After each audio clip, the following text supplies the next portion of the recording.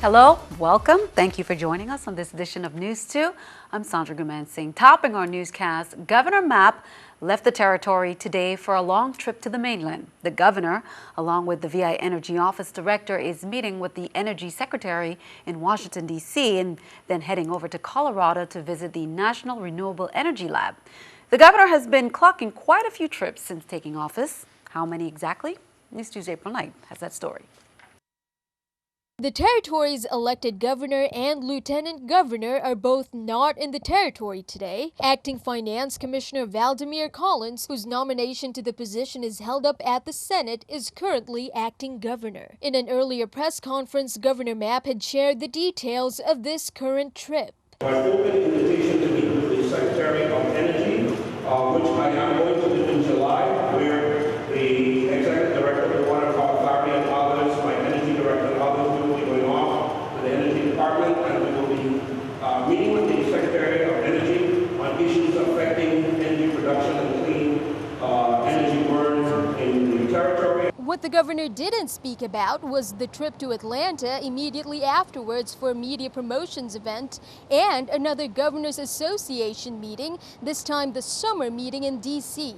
The governor's many trips, some of which could last up to 2 weeks long, are raising eyebrows. This is Governor Mapp's 8th trip out of the territory since taking office. He went to 2 governors' winter meetings in February, the Sea Trade Conference in Miami in March, was gone for 4 days in May without much explanation, and in June he went to Guam, Miami, Puerto Rico, Washington, D.C., and New York. With the July trip, the governor would be out of the territory for a total of at least 1.5 months out of the 7 months since he took office. Lieutenant Governor Potter will be back on Wednesday the 15th and take the helm as acting governor yet again. Reporting for News 2, I'm April Knight. WAPA's CEO, Hugo Hodge, is also in Washington, D.C., but on a separate matter. Governor Mapp is scheduled to return on July 26. Well, budget hearings continued on St. Croix Tuesday. The Senate Finance Committee heard testimony from the VI National Guard's top officials who defended their fiscal year 2016 budget. News 2's Erica Parsons has more. A team of mostly women from the VI National Guard fielded questions from lawmakers about their proposed fiscal year 2016 budget. The agency is mostly funded by the federal government. It takes care of all of our training requirements, most of our facilities, our construction. We also do personnel, pay. National Guard officials requested a budget of $1.2 million from the VI's general fund for the Office of the Adjutant General. That's down 8.7% from last fiscal year's. $700,000 is to support our Master Corporate Agreement, which is our support agreement to assist the National Guard in carrying out its mandates of our facilities, utilities, distance learning, communications, those type administrative support, and the additional $500K that's in there is for pay and personnel on the local government side itself. $5.1 million in federal funding is the projected allocation expected for the Adjutant General's office.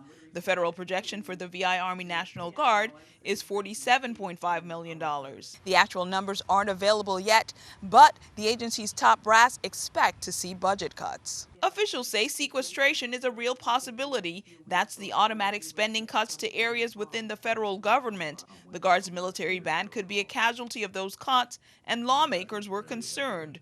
But officials say they plan to make adjustments. What we have started to get in is some indication of possible cuts in various areas, and we're looking at that and seeing how the organization can in fact absorb those losses. Erica Parsons, News 2. Colonel Deborah Howell appeared before the Senate Rules and Judiciary Committee Monday for a nomination hearing as the new VI Adjutant General. Her nomination was forwarded favorably to the full body for further consideration.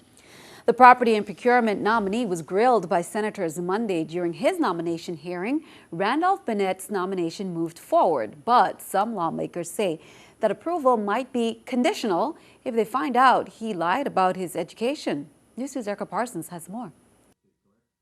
Employees from the Department of Property and Procurement filled the Senate Monday in support of Randolph Bennett, who was tapped by the governor to head that department. It's a great experience to be back home in their territory to be able to serve our community. Bennett comes from a background in both the military and federal government and says employee morale is one of the first issues he would tackle. I want to put measures in place where I can be able to do things to help my staff gain raises, increases, promotions if possible, and training. Bennett brought in bags of paper to demonstrate the lengthy procurement process.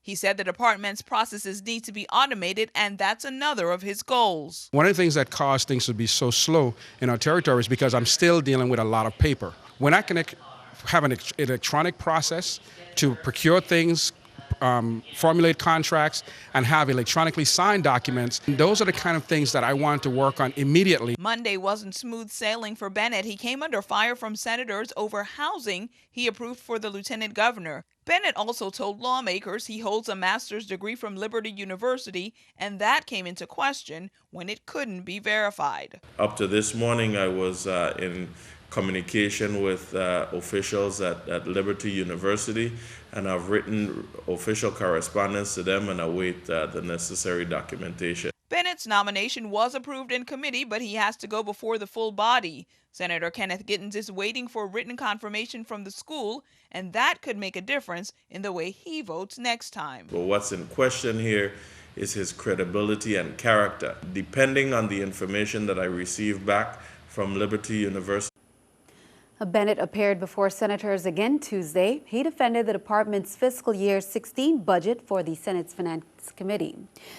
A Vitima employee has been charged in relation to impersonating a federal agent, years of blackmail, and making false statements to investigators. According to Vitima, the employee, George Lewis Jr., has been suspended without pay on Monday.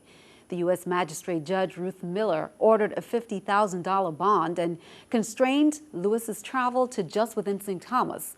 Lewis is accused of coercing at least one illegal immigrant into a sexual relationship by impersonating a Homeland Security agent.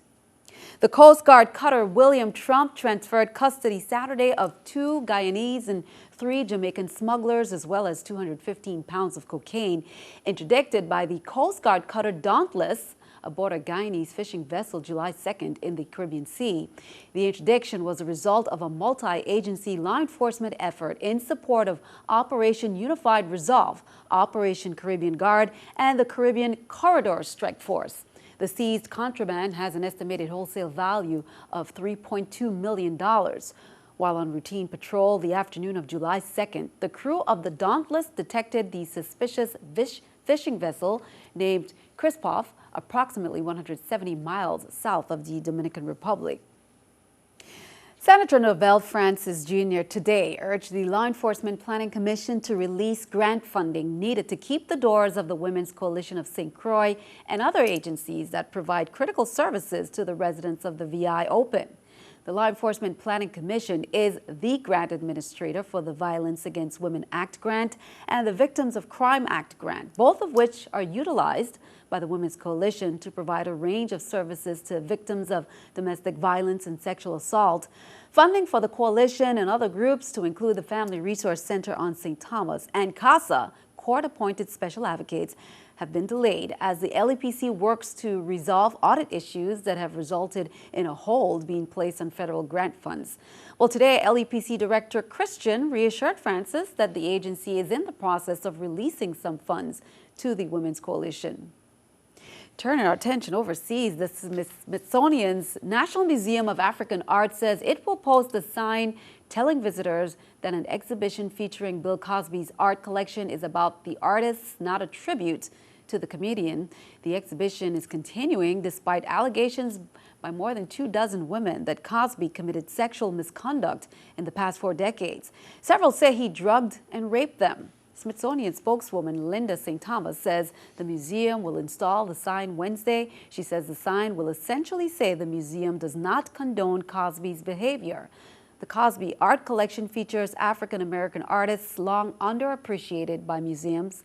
Court documents have revealed Cosby admitted under oath that he obtained quaaludes to give to women with whom he wanted to have sex. keeping our eye on the economy. Here's the New York Stock Exchange with our stock market watch. As we can see, everything up. The Dow 75, NASDAQ 33, S&P 500 9. Coming up on News 2, they promised deep discounts on exotic vacations, but what did this couple deliver instead? The story of a multi-million-dollar scam coming up in our consumer alerts. Plus, an intense hands-on course for middle to high school age students seriously interested in studying coastal, marine, and environmental science, natural resource management, and conservation.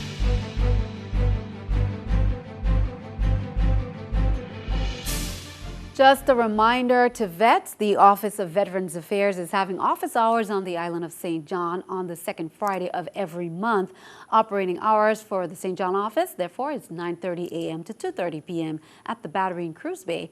Any veteran residing on the island that needs assistance can come to the office between these hours and receive the same services they would if they were at the St. Thomas of St. Croix office. According to officials, it is strongly recommended that you call the St. Thomas office at 774-6100 to schedule an appointment. Well, a press conference was held at the offices of the Disability Rights Center of the VI in Frederiksted. It was all part of a proclamation to recommit to full implementation of the ADA. On July 26, 1990, President George Bush signed into law the Americans with Disabilities Act to ensure the civil rights of people with disabilities. On July 26, 2015, the 25th anniversary of the Americans with Disabilities Act, the University Center for Excellence in Developmental Disabilities, the Virgin Islands Developmental Disabilities Council, and the Disability Rights Center of the Virgin Islands jointly, collectively known as the Developmental Disabilities Partners, or DD Partners, they will be celebrating and recognizing the progress that has been made. Count on 2 to keep you updated. Also, the Office of the Governor Americans with Disabilities Act is holding the third and final of 3-part series town hall meeting on St. John, July 22nd. The town hall meeting will be held at the Legislative Annex in Cruise Bay, St. John from 6 p.m. to 8. Individuals with disabilities are encouraged to attend this town hall meeting and have their issues and concerns heard by members of the MAP Potter administration. The town hall meeting is open to the public. Meanwhile, the Disability Rights Center reminds you of the inspiring opening ceremony of the Special Olympics World Games in Los Angeles 2015 that will take place Saturday, July 25th in the historic Los Angeles Memorial Coliseum. The star-studded show will celebrate the true stars of the game, the athletes of Special Olympics, with exciting entertainment, the parade of athletes, and one of the headlining talents is Stevie Wonder.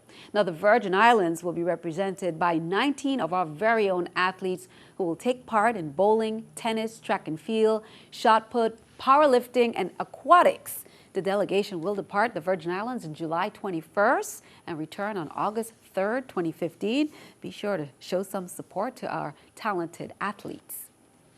Microscopes, sea urchin eggs, and a molten crab. These are just a few of the exciting things that 11 students got to handle on the first 2 days of the Coral Reef Discovery Week summer camp. The camp is all about fun and learning and could produce the next marine scientists in the territory. NEWS2's April Knight has more. 11 lucky students are embarking on a pretty awesome summer camp. The Coral Reef Discovery Week, courtesy of the VI Marine Advisory Service and UVI. They'll be learning all types of marine, swimming, snorkeling, kayaking, how to be friendly to your ocean and all the wildlife that lives there. The young scientists get exposed to the lab environment, working with microscopes, fertilizing sea urchin eggs, and then watching those eggs divide in real time. Outdoors, they get to hold sea creatures of various shapes and sizes. I liked holding the white and black eggshell West Indian thing. It was so much fun. And get in the water for some real immersion in marine science. It's a fun journey of discovery for young people who might just take the marine science career path. I plan on definitely pursuing marine science in my future career because being a native Virgin Islander, I think it's crucial for every child, adult to know about the beauty and the way to protect that beauty. The Coral Reef Discovery Program is getting noticed. One senator visited them Tuesday to explore the program's potential for expansion. We have beautiful beaches, we have nice coral reefs, we have so much around us, and we just simply don't have that appreciation to any great extent as yet. And this is one pathway that I think that we can move towards in terms of developing a career. In the meantime, these 11 kids are pretty happy with the first couple of days and are excited about the week ahead. This is only the first day, and we have so much more to learn. Reporting for News 2, I'm April Knight. Now, the Coral Reef Discovery Summer Camp is entirely free to the students, and it ends at the end of this week. Officials at the Adelita Cancrine Junior High School in St. Thomas informs incoming 7th and 8th grade students for the 2015-2016 school year of pre-selected science, math, social studies, reading, and writing assignments required to be completed during the summer months. Students should log on to www.vitechyes.org and click the Summer Assignments link at the left of the homepage to access tasks for each content area. Tasks will be graded, and they are due the first week of school, which begins on September 8th. For more information, you can contact the school's office at 340-774-4540. Well, some students were able to play pretend as tourists for the day. The students were requested to pick a place within the VI to represent Paris, United States, Africa, China, just to name a few. Store owners at Paradise Point and Paradise Point made their wishes come through by greeting them with gifts and a warm island welcome. They went to jewelry stores, even stopped at Drake's Seat to pose for some pictures, which is a popular stop for tourists. The tour was coordinated by Bruce Flamone. The idea of joining a travel club and getting away to exotic locations at a discount price can be very alluring. But as Consumer Alerts found out, before you pack your bags, be sure to do your homework. Well, they were asking for small fees to join their club, and then they would discount vacations that you would go on. They are Daryl Turner and Robin Bernstein, who ran DreamWorks Vacation Club. They would offer discounted airlines, free gas vouchers, and when the mail would arrive at the postal customer's house, it would have the actual label of one of the major airlines or one of the major gas companies, so it would look pretty legitimate. The problem? Nothing was legitimate. Once the customers or their customers would actually attempt to use the discounts, they would not be available. Here's how it started. The husband-wife duo team would hold seminars inside hotels, coaxing consumers to join the club. Those gatherings were the beginning of the end of the scam. We actually had several postal inspectors sit through the actual pitch. We actually saw Mr. Turner's pitch from beginning to end, but we actually learned what he was promising and misrepresentations that he was actually making. More than 300 victims lost $3 million. Some advice from postal inspectors: never make a decision while being pressured. Take a night to sleep on it. Don't actually make the purchase right then and there. Think about it, talk to other people, talk to friends. Then if it seems like it's legitimate, then make the purchase from there. Well, Daryl Turner pleaded guilty to second-degree theft by deception and was sentenced to 7 years in state prison. His wife, Robin Bernstein, also pleaded guilty to theft by deception and was sentenced to 5 years probation. Turner was ordered to pay $2.6 million in restitution. Be sure to stick around. Your News 2 AccuWeather forecast comes your way next.